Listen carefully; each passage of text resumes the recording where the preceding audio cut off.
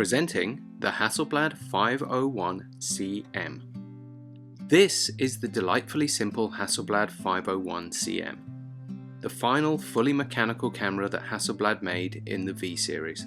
This camera was the end of an era for Hasselblad.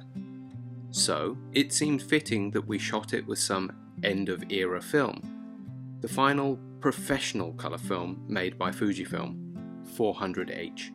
But more on that later.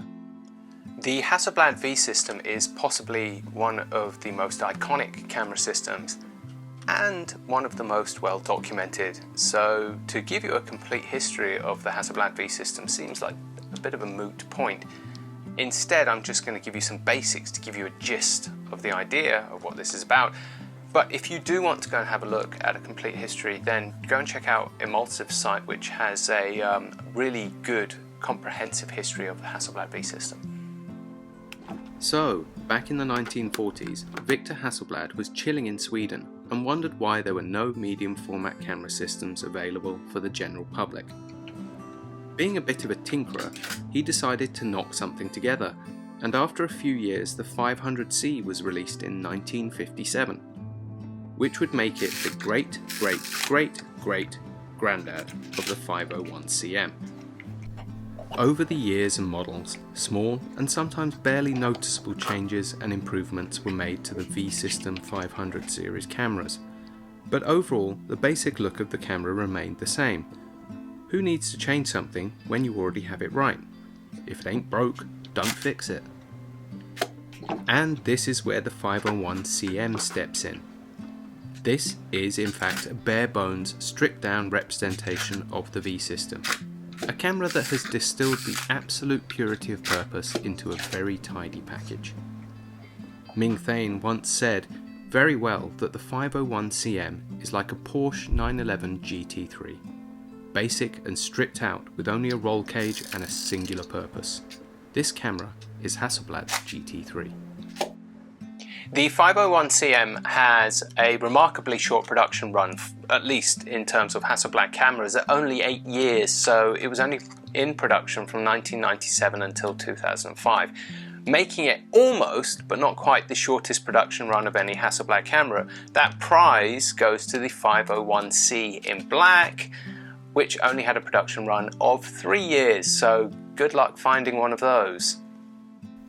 It is a basic Hasselblad, fully mechanical without a meter, with the fabulously simple modular system. As it is a 500 series, it features in-lens leaf shutter units with a max speed of 1/500th. As it has a CM designation, that means it is a Compure lens compatible modified. There is no TTL flash, no batteries to worry about, and a very simple method of operation, once you get used to it. What it does have though is the wonderful range of V-series lenses, a gliding mirror system to help with the focus issues on telephoto lenses, and an acute matte screen. Oh, and the wonderful interchangeable backs. So if you want to change a roll mid-shoot, you're more than capable of doing so if that tickles your fancy. If you're of a sensitive nature, I suggest covering your ears. It can also take a digital back. Now, what about all that film I was gassing about earlier? Well, that is another end of an era, except for Fujifilm. Fuji Pro 400H, which was basically the equivalent of Portra 400 from Kodak.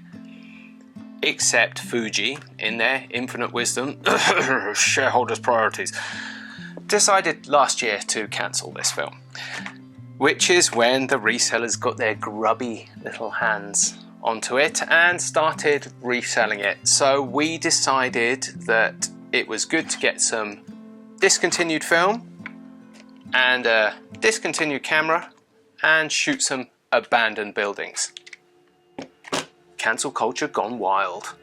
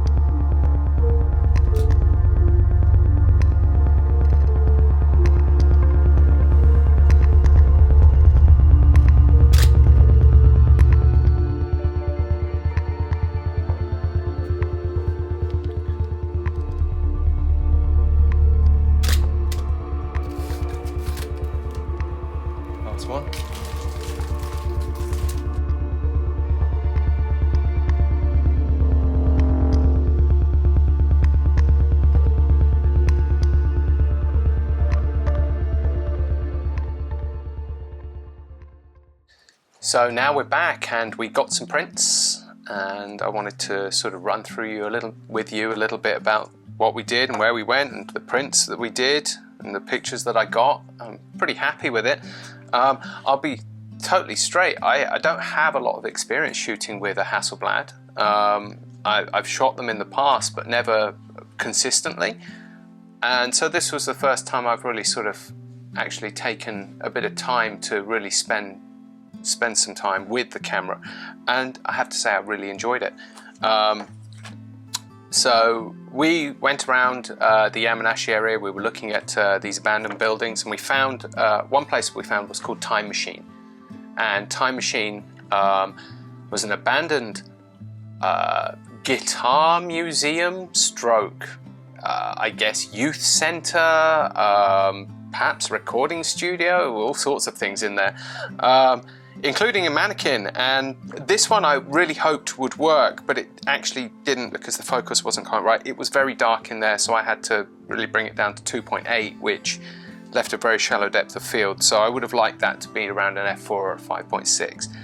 I liked the colors, the brightness, but it didn't quite work. But I wanted to show you that one anyway. This one is possibly my favorite picture from the day that we had in the abandoned buildings, the Haikyo. This chair, this was in an abandoned hotel which we stumbled across, and the place was an absolute wreck. It was falling apart and it was fairly creepy. I mean, if you're into ghosts, that's probably not the best place for you. This chair was sitting in the middle of the room. It just looked perfect, and I had an image of what I wanted with the shot as soon as I took the shot, and I hoped it would be what it would be, and it's kind of turned out perfectly. You can see that richness. There's a little bit of blue in there from the Fuji Pro 400, but you can see the richness of the textures in the image, which is great. This was the ground floor of said hotel. And the ground floor itself was actually falling apart. It was a swamp. The water was pouring from the ceiling.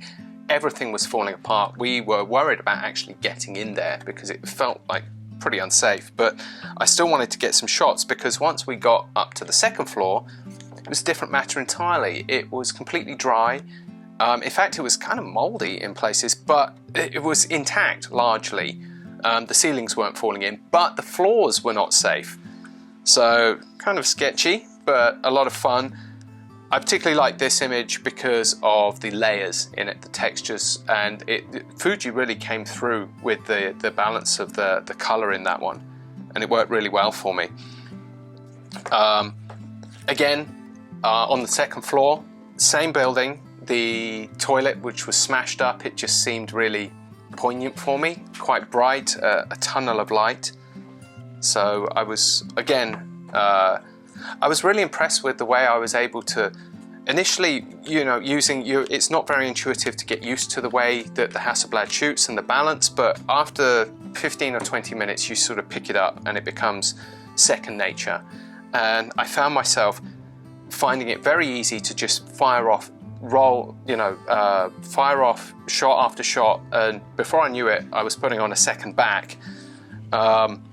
Because obviously the subject matter was a lot of fun. Taking pictures of abandoned buildings is great, but also the way that the camera and the lens renders, it's so much detail. It was just fantastic, and I really enjoyed shooting it. I'm particularly pleased with this final shot that I'm going to show you of a tunnel in the Time Machine again in the first place, which was just falling apart. And it just showed me how capable this lens was and how capable, once you got used to it, this camera is. I kind of fell in love with the Hasselblad, the 501cm, and I'll be tempted to buy one for myself or just keep this one. I guess I could do that. But yeah, if you haven't given a Hasselblad a chance, I would say, and if you really want to be a kind of like the Porsche driver, I guess, you want purity, get yourself a 501cm. You won't regret it. The interesting thing about this Pro 400 is the color and the way it lays down color, which is a little bit different from Portra. You can see it particularly in a couple of these images, the mannequin image and the chair image, but also the layered one of the rotting beds, it has that Japanese sort of coldness, almost a neutral coldness to it, which is not quite like the Portra. Portra is quite well known for its very sort of poppy, quite bright colours. It's quite punchy in some ways, and the Fuji is a little bit different from that. It's a lot cooler in its delivery and cooler in its balance. And so it seemed really fitting to shoot abandoned buildings with this sort of cool, almost neutral film, as opposed to something that was quite vivid or eye-catching. And it really conveyed the atmosphere, in my opinion, very well. It's going to be sad, or it is sad, to see a film like this go, although it is not to everybody's tastes. It was very good for certain applications, particularly things like this, in my opinion. And it's another film that we've lost. I really hope that Fuji actually takes the chance to do something like they did with the Acros and say, actually, you know, we're going to bring it back. That would be fantastic to have another purposeful, great film, colour film available. So I'm sad to see it go, but I really enjoyed shooting with this film. And if you do get a chance to not get scalped for a couple of rolls, give it a go, it's worth it. So, pros and cons time. Pros: simple mechanical camera. Purity of purpose. Bloody lovely lenses. Cons: expensive, hard to find and hard to use if you're not used to them. Thanks for watching. Come to JapanCameraHunter.com for more amazing cameras.